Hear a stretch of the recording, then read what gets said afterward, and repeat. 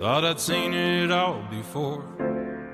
A world of trouble knocking at my door. But this ain't like nothing that I recall.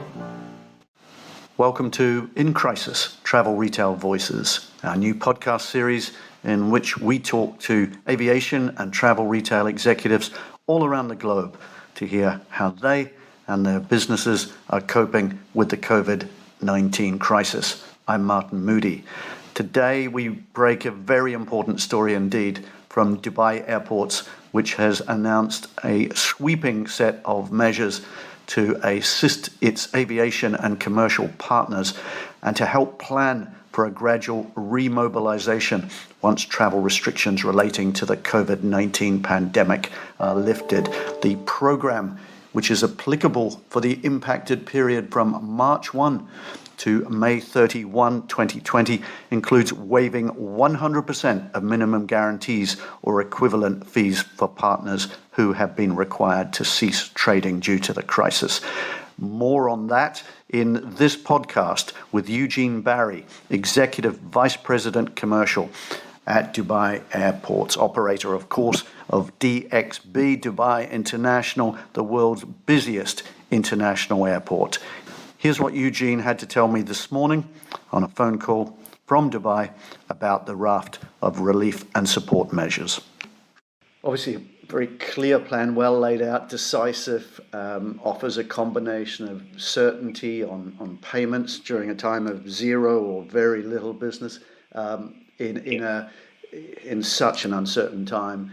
And I think direction, importantly, in terms of being able to plan for a recommencement of business, importantly. So just expand, Eugene, if you will, on what drove this. What was your thinking?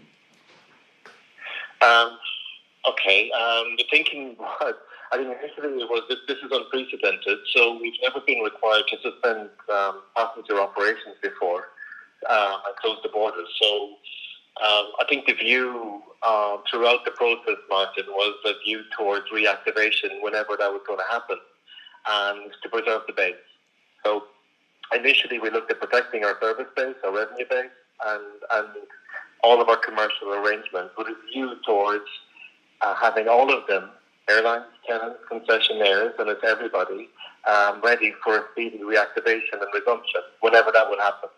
So now we're going through that phase at the moment. The first phase is just stabilization, stabilize our business, give assurance and clarity for all of our partners that we still need them. We're going to depend on them.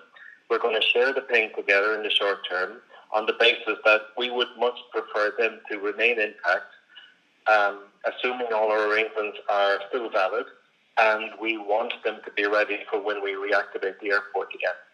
And in the meantime, we will support any activity that contributes towards business preservation and maintaining momentum when we need that to happen. So obviously anybody who is deprived of footfall or deprived of access to their facilities because of the suspension of operations, there's no activity, meaning there's no income for them, meaning there's no income for us. So we just took that as a kind of an initial step. And then anybody who is partially operating, so for example, we have all of our cargo integrators and cargo partners ramping up actually at the moment. So we supported the move of all of them from DWC to DXB, back to DXB again, because we had moved them down there a few years ago to improve the capacity of DXB. So they moved back to DXB, and we supported them by giving them slots, by providing them with access,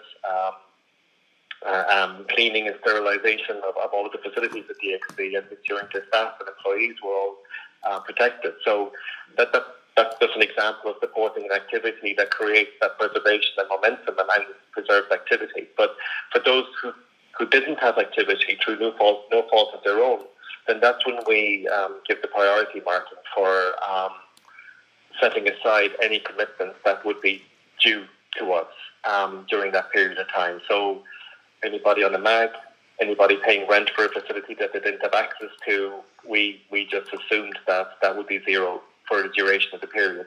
So we agreed what the period would be, even though we were impacted probably mostly in the second half of March. We backdated it to the 1st of March and extended the impacted period up to the 31st of May. And that's the period that we're looking at right now for all of these measures to be implemented. Yeah, well, it's a very impressive and strong statement of partnership, Eugene. I think it will be much applauded all around the world by both the concessionaire and partner community, but also among many airports who themselves are trying to find a way forward. And it's not easy when things are tied up, as you know, in various contractual models at a time when everyone is simply trying to fight fires. I think for such a major international airport to say, look, this is the way it is. This is the way we see it with our partners. We're in this together. Importantly, you're saying these partners are good partners. We want them around, not just when the good times come, but through the crucial recovery period when an airport and its commercial partner will have to work together as I think never before, Eugene, because it won't be just about selling things and paying rents to an airport. It will be, how do we work together on issues such as well-being and safety and health. So that's a critical new layer to the commercial relationship, is it not?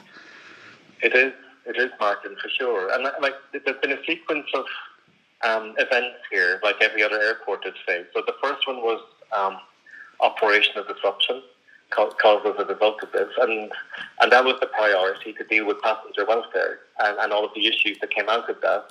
And the second one then was pretty much 100% a welfare series of activities, and ensuring anybody working at the airport or going through the airport on repatriation flights or working in cargo areas or critical operations or healthcare workers were adequately equipped and protected for their own health as well. And we're just in this third cycle now. The third cycle is business continuity and business protection. The phase is interesting because as we're talking and as we're even dealing with this, we're just hopefully giving assurance to the community that we want you to be around and we want you to continue and we want you to be intact for the resumption of operations, but also acknowledging the fact as well that everything needs to be revalidated, because something we've spoken about, Martin, is behaviour is going to change and assumptions are going to be different. So we've got to work through this together, absolutely. And we're also in the next phase of what we're doing in the commercial side is just revalidating everything at the moment with regards to future relevance. And if we do need to talk to our partners about the new world assumptions and how industries will behave, how travellers themselves will behave at airports, then we need to have that conversation very soon as well, to look at what the rest of the year looks like, the second half of this year, and what 2021 as a full year looks like as well. So there's a lot of thinking to be done here and a lot of debating probably, but also a lot of agreeing to be done that the new travel world is going to look in a certain way. How's it going to look, actually? And we have a business to manage, Martin, so it's not like we're not ignoring our own business model. But we're in this for the long term, for sure. And I think what we're focused on right now is making sure that when we do resume operations, we do it on based on correct assumptions. And any validation that's needed, we will do it based on assumptions that are fit for our purpose, and make sure that we're at the forefront of that when the industry reemerges from this current state of hibernation that it finds itself in. Yeah, which it surely will in time and yes, and no doubt in phases. There'll be the initial very, very measured kickstarting a business, as we all know, and we don't quite know what the rules will be of that kickstarting, and we don't know the volume of the business that will result from those rules, but it will kickstart. And then one day, Eugene, one bright morning, you and I may be talking and saying, isn't it great that vaccine was invented? And do you remember when? Yeah. I look forward to that day, Eugene. There's no doubt you do. Yeah. Yeah. Yeah, we all do. I think we all look forward to some kind of normality coming back. Yeah. And because, for example, at the moment, any activity I think that gives people optimism, I think needs to be encouraged. And everybody, even if it's very fragmented and very irregular, like repatriation flights or the cargo operations, which are really going well at the moment, they just give people an indication that the airport is continuing to operate. There is still demand out there. There are still businesses and needs out there from a business point of view and from a personal point of view. And we're just waiting, I think, for a certainty now around regular scheduled passenger operations. And that's what's being, I think, considered very deeply in the background, probably in every country right now, about what that looks like and at what scale.